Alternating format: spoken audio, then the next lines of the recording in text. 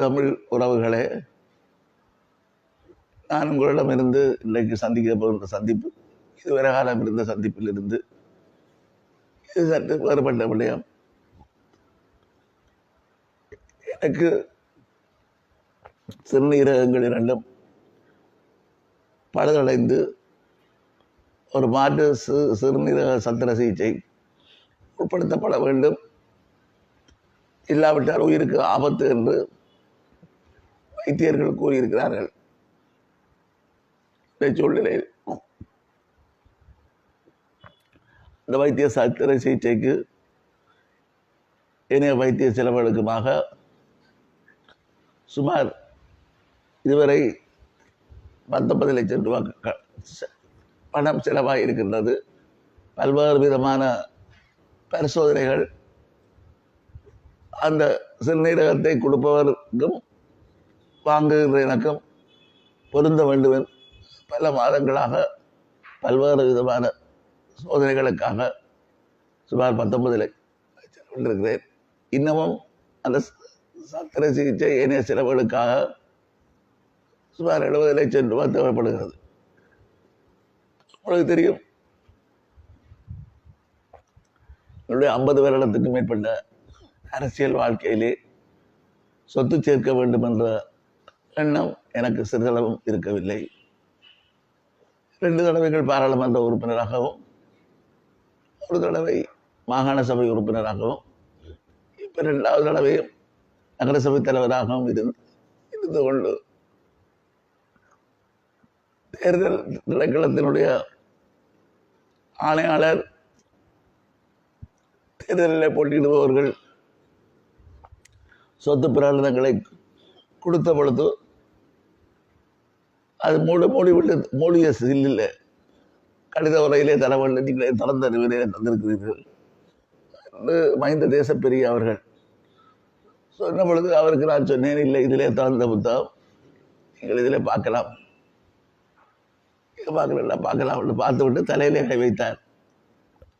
2 தடவைகளில் பாராளுமன்ற இருந்து மாகாண சபை உறுப்பினராக இருந்து நகரசபை தலைவராக இருந்தேன். இருந்தவர் இப்பொழுது ஜனாதிபதி தேர்தல் வேட்பாளராக போட்டியிடுகின்ற நீங்கள் உங்களை காட்டினால் தெற்கிலே இருப்பவர்கள் பிரமிக்க வேண்டும். ஒரு சொந்த வீடு இல்லை, அதே போல சொந்த வாகனம் இல்லை, எந்த விதமான சொத்துக்களும் இல்லாத ஒரு சூழ்நிலையிலே மக்களுக்காக சேவையாற்றுகின்றீர்கள் என்று குறிப்பிட்டதை நான் இங்கு சொல்ல வேண்டியிருந்தது. அவை இவ்வாறான சூழ்நிலையிலே இவ்வளவு பெரிய பெருந்தொகையை என்னுடைய உறவினர்களோ நண்பர்களோ தனித்து செலவழிப்பதிலே சேர்ப்பதிலே சிரமங்கள் இருக்கின்றன. ஆகவேதான் அது ஒரு திறந்த புத்தகம் போல திறந்த ஒரு அழைப்பை நான் விடுகின்றேன். இப்பொழுது கூட வெளிநாட்டில் இருந்து வந்த ஒரு நண்பர் என்னை சந்தித்து கட்டாயப்படுத்தி தான் 5 லட்சம் ரூபாய் தருவதாகவும் மற்றவர்களிடம் பணத்தை திரண்டுகள் தேவைப்பட்டால் நான் மேலதிகமாகவும் தருவதாகவும் கூறிய அடிப்படையிலே தான் இந்த ஊடக சந்திப்பை நடத்துகின்றேன். இன்னொன்று, அந்த 19 லட்சம் ரூபாயே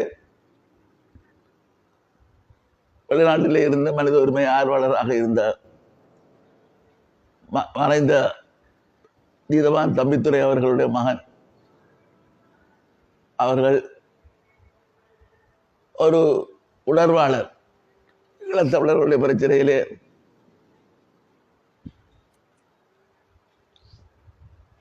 சிறு வயதிலேயே தியாகி சிவகுமாருடைய சிலையை திறந்து வைத்தவர், சிறையில் எல்லாம் இருந்தவர், பின்னர் வெளிநாட்டுக்கு தப்பி சென்றுதான் அவர்களுக்கு சட்டத்தரணியாக வந்து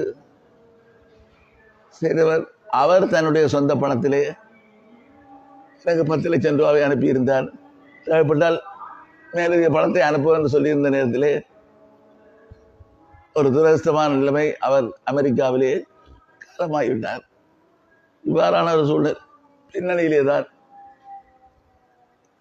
இந்த பணத்தை அவரே சொல்லியிருந்தால் தேவைப்பட்டால் அரைவாசி பணத்தை நான் தருகிறேன், மீதியை நான் புறப்படுத்தி திரட்டி தருகிறேன், நீங்கள் கூச்சப்பட வேண்டாம், இதிலே ஒளிமறைவுக்கு இடமில்லை, இது உயிர் முக்கியமானது, நீங்கள் இதை காலத்தை கடந்து கொண்டு சென்றால் உயிருக்கு ஆபத்தாக இருக்கும், உங்களை போன்றவர்களுடைய பங்களிப்பு மிகவும் பெருமதியானது. இப்பொழுது கூட இந்த ஆண்டு வட்டுக்கோட்டை தீர்மானம் எடுக்கப்பட்டு 50 வருடங்கள் நினைவு கூறப்படுகின்ற நேரத்திலே அந்த வட்டுக்கோட்டை தீர்மான மாநாட்டிலே கலந்து கொண்டவர் என்ற வகையிலே 50 வருடத்துக்கு முன்னர் 1976ஆம் ஆண்டு மே மாதம் 14ஆம் தேதி அதிலே ஒரு பேராளராக 150 பேராளர்களே ஒருவராக கலந்து கொள்ளவர் என்ற வகை மிகச் சொற்பாளர்கள்தான் அவர்கள் இன்னமும் அரசியலில் இருந்து கொண்டிருக்கிறார்கள். அந்த வகையிலே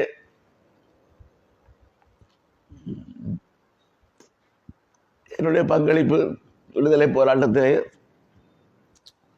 சிவாஜிலிங்கம் என்றால் தெரியாதவர்கள் பெருமளவிலே இருக்க முடியாது என்ற அளவுக்கு நான் முடிந்த அளவுக்கு அர்ப்பணிப்பாக நான் என்னுடைய சேவையை ஆற்றி இருக்கின்றேன்.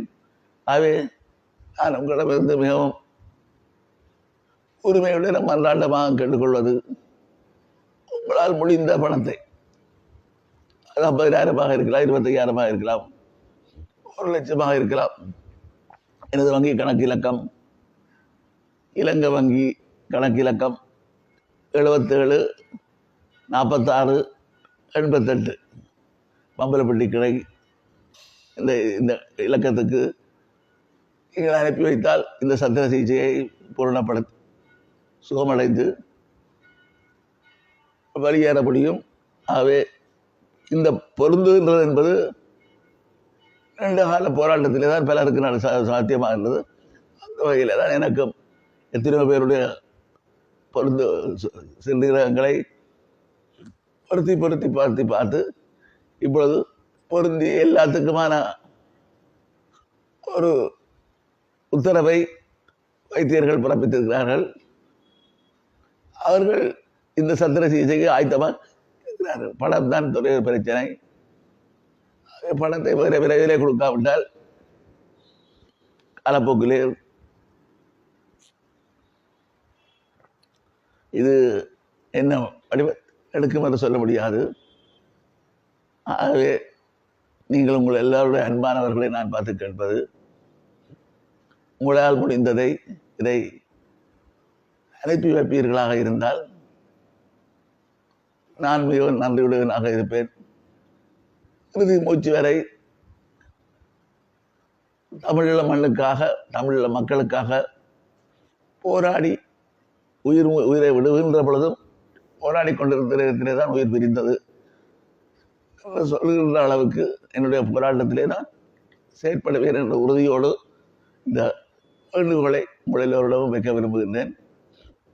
இதிலே இப்பொழுது கடந்த 2 மாதங்களாக ஒரு மன போராட்டத்தின் சந்தியிலே தான் இப்போ பொதுவாக விட முடியுமா, பணத்தை திரட்ட முடியுமா, இது நல்லா இருக்குமா இல்லையா என்று வழிகளை யோசித்தும் எதுவும் சாத்தியமில்லாத சூழ்நிலையிலே தான் இந்த முடிவை யோசனையை ஏற்றுக்கொண்டு வந்து அந்த வகையிலே